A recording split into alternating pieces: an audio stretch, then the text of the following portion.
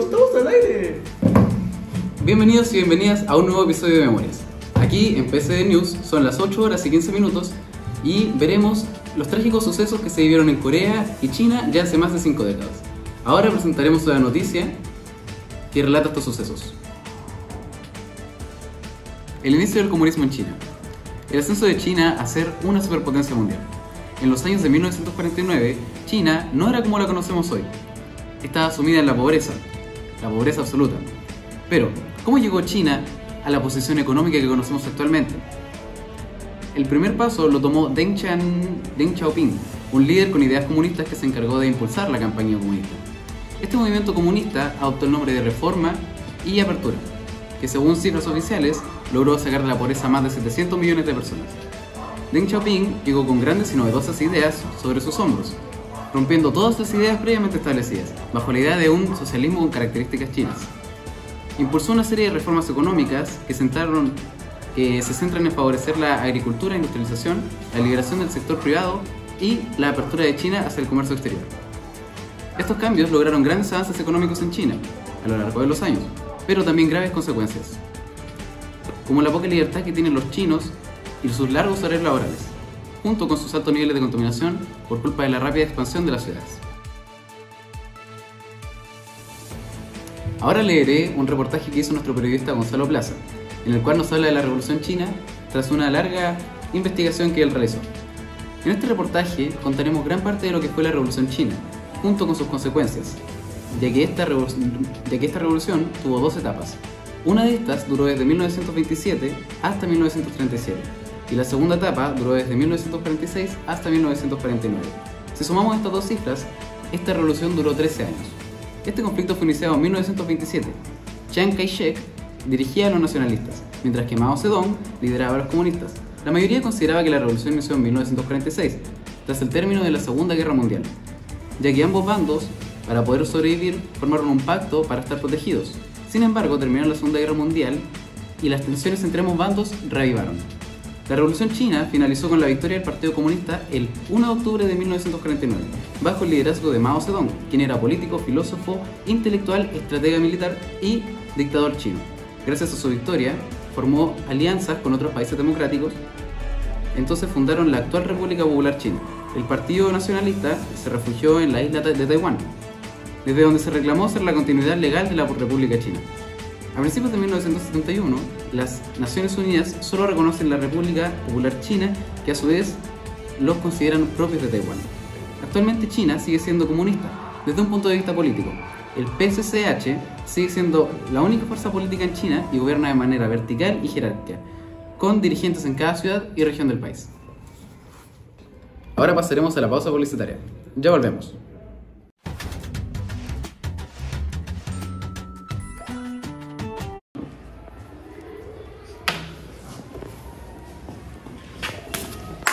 No tomes eso afecta a tus neuronas. Mejor tómate un Inmunolízate. Para hacer mejorar tu rendimiento en exámenes, dale a tus hijos todos los días 1 de Soprole. Esta es la historia de un hombre que recibió el llamado de un país y que decidió atreverse. Su nombre: José Antonio Cast. Vota 2, vota Cast, vota 2, vota Cast. José Antonio Cast. Atrévete con el 2, atrévete con Cast. José Antonio Cast. Los atrevidos, los atrevidos. José Antonio Cast. Chile, todo Chile, vota 2, vota Cast. Vota 2, vota Cast.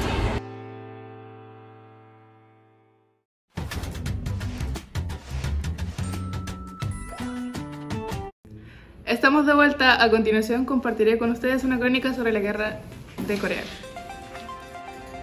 La retirada de las tropas japonesas, que había ocupado Corea desde 1910, creó un vacío de poder. La enemistad entre los líderes de Corea del Norte y Corea del Sur, que lucharon juntos contra los japoneses, pero tenían ideologías diferentes. Un intento de los líderes de Corea del Norte de unificar la península de Corea invadiendo Corea del Sur en 1945, después del final de la Segunda Guerra Mundial, la Unión Soviética y los Estados Unidos acordaron dividir Corea en dos. El sur permaneció bajo la influencia estadounidense, mientras que el norte permaneció bajo el control soviético. Desde entonces se han llevado a cabo varias conversaciones diplomáticas para reunificar la península de Corea. Pero el 25 de junio de 1950, Corea del Norte invadió inesperadamente a Corea del Sur. El desarrollo de la guerra de Corea empezó por el ataque norcoreano, sorprendió a las tropas surcoreanas, que se retiraron y resistieron en Busan, en el extremo sureste de la península. La acción estadounidense fue respaldada por el Consejo de Seguridad de las Naciones Unidas, que decidió organizar una fuerza internacional compuesta por 16 países, incluidos Francia, Gran Bretaña, Australia, Nueva Zelanda, Canadá y Colombia, para apoyar a Corea del Sur. La operación que tuvo lugar el 15 de septiembre fue un éxito y permitió a los estadounidenses y a sus aliados liberar toda Corea del Sur y hacer retroceder a las fuerzas norcoreanas a su territorio. Para evitar una victoria estadounidense, la República Popular China intervino en el conflicto y sus fuerzas, con apoyo logístico y militar de los soviéticos, invadieron Corea del Norte el 19 de octubre.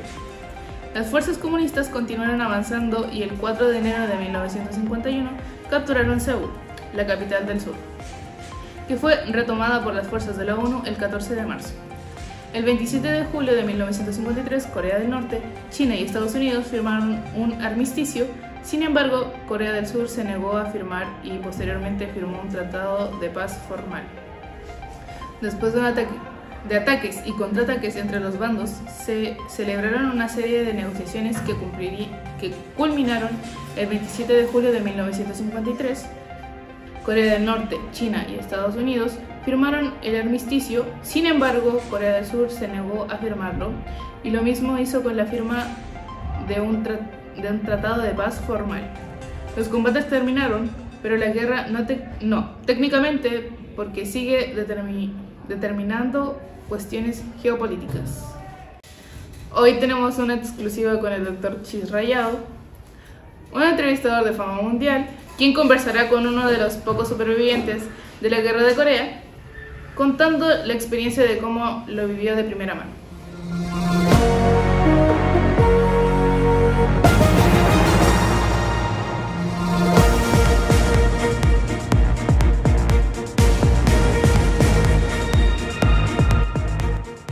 A continuación, llega a nuestro programa una de las pocas sobrevivientes de la guerra de Corea. Un aplauso para Vinci Link.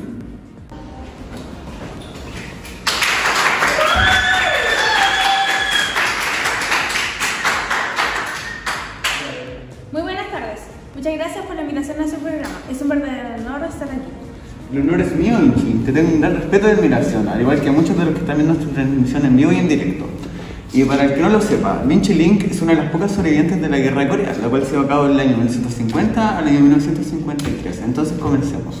Tengo entendido que fuiste abusada múltiples veces por los norcoreanos. ¿Es eso cierto? Para empezar, los norcoreanos abusaban de nosotras de múltiples maneras. No bañaban en agua fría, no nos daban comida, no habían baños. Por cada semana que pasaba, las chicas eran vendidas, era un verdadero infierno. Lamento mucho por todo lo que tuvieron que pasar. Es increíble cómo los norcoreanos pueden ser tan inhumanos como ustedes. Lo mismo he pensado toda mi vida. No teníamos la culpa de nada y aún así se desquitaban con nosotras. Qué terrible suceso. Y cuéntanos, Vinci Link, ¿a qué te dedicas ahora?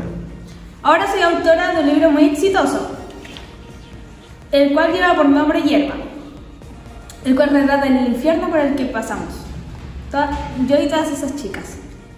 Me alegra saber que después de ese infierno por el que pasaste pudiste lograr ser una autora exitosa. Gracias, agradezco todas tus sinceras palabras. Y dime, Vinci Link, ¿no te gustaría volver a reencontrarte con tus compañeras de ese infierno? De hecho, ahora que lo mencionas, cada 27 de julio nos reunimos para hablar y reflexionar sobre el motivo de los norcoreanos y el por qué se desquitaban con nosotras.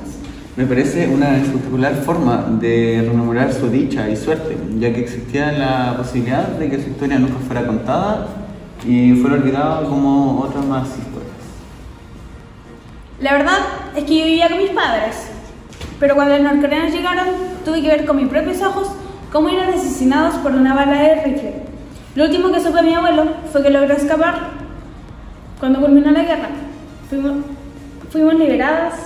Me enteré que mi abuelo Byung-chul había fallecido en su intento de encontrarme, por lo cual nos enteró de que seguía viva. Qué lamentable enterarme esta noticia. Esperemos que donde sea que esté tenga el consuelo de estar con su familia y saber que su nieta sigue viva. Con el tiempo aprendes a vivir con el peso de la muerte de un familiar tan querido.